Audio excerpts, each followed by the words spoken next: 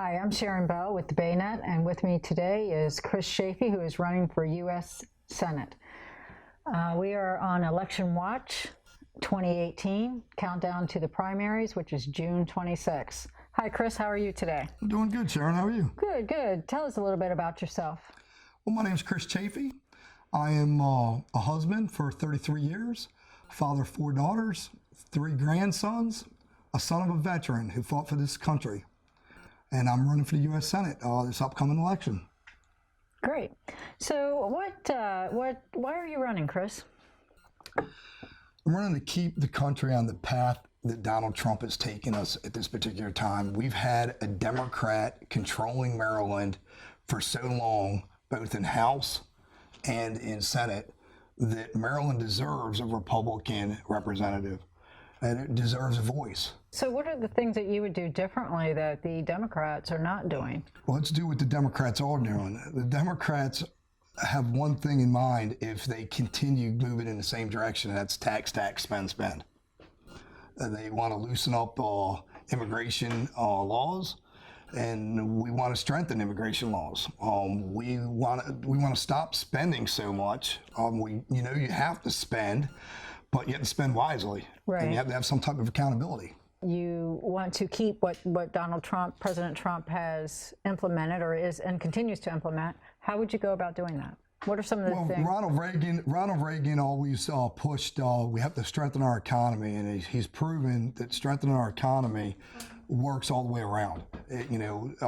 Donald Trump is actually following some of Ronald Reagan's agenda, and we have to continually push for our counties to have a better economy. And if we push for our counties to have a better economy, then everything falls back into place. We'll have less taxes. Healthcare will fall into place. We'll have better jobs. If we have better jobs, then these companies will supply health care to their employees because they'll be fighting for employees. We've already seen that there's a shortage of employees that have good education. And if we educate these young men and women that are coming out of high school, some of these people that are 50, 60 years old that are on their second jobs need a different type of education. If we educate these young men and women, then we'll put them in a totally different job source that we have right now. And I believe that people want to work if they have the right job that's paying the right fees and that are given health benefits. So within our economy, Southern Maryland as well as within the state, do you see areas, counties that are not doing enough to try to increase economic development or diversification of their residents, as well as education? Well, I think funding is a problem, first thing. I think we have to make sure we get funding to all the counties. We have 23 counties plus Baltimore. I think funding is a big issue in the state of Maryland. We have to make sure we continue getting funding. If we don't get funding to these counties, then how are they going to fund a new school, a new college, the next thing? Right. One thing Donald Trump did do that I did like is he repealed Dodd-Frank, and which Dodd-Frank was chokeholding all those community banks. And being that he has stop this, now our community banks hopefully will be able to lend again to the small businesses, bigger businesses, you, me, and whoever. With education, do you think that we're doing enough, or there's enough funds going into the schools? Absolutely not. We definitely need more money for education.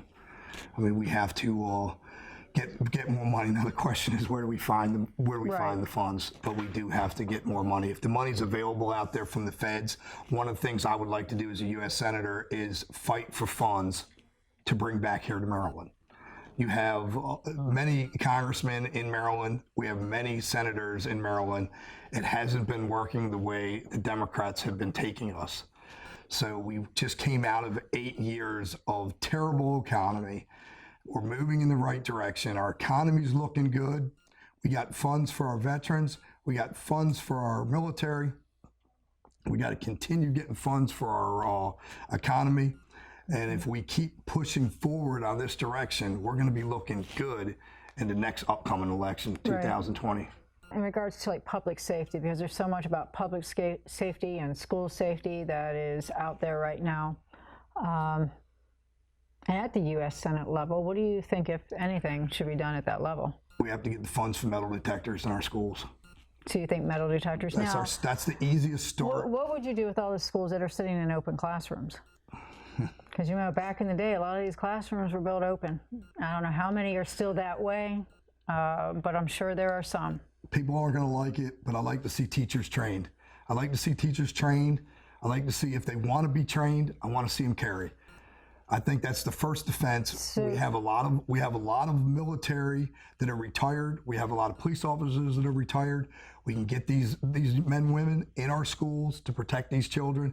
We should never ever have another shooting in the United States right now as we're talking about it. So if the school said, okay, administration, teachers, whoever it may be, if you would like to go into this volunteer program, and I'm sure there would be a lot of safety and whatnot for them to be able to carry, you'd be all for that. I'd be 100% for it. I think they would have to go to a training class. I think maybe they would have to do reports. I think they should actually get compensation. So if they get compensation, they're going to have to get training, and they're going to have to shoot off rounds. They're going to have practice. This is all expense. It's more of taking action in case something does happen in the schools. I believe it's a preventive measure. It could be. If a student or anyone else realizes that school is armed, they might think twice. They're not going to run in there and start open firing without knowing they're going to die very quickly. Right. But while we're talking about schools, teachers don't get enough credit for this. Teachers have been spending about $1,000 to $2,000 of their own money every year for books and paper, pencils. They don't have any compensation from this. Yeah, we hear that all the time. I do believe the feds need to pass a bill that they can take it off on their taxes. I didn't realize that they can't write this off on their taxes. I didn't know. Now, you as a business owner, you can write it off on your taxes. Right. You would think you could write your supplies off. Trying to help a student out, make the student not look bad, and give the student paper and pens and whatever necessary need. They can't take it off on their taxes. It's totally ridiculous. So I think a bill definitely needs to be passed for that. To get back to school safety, this is our number one thing that we have to address right now. On a state level, on a federal level, number one thing. Here in Lexington Park, you had the shooting. And that was disastrous. You know, I mean, I feel so bad for the mother that I met her recently. The whole thing is tragic. That was totally tragic.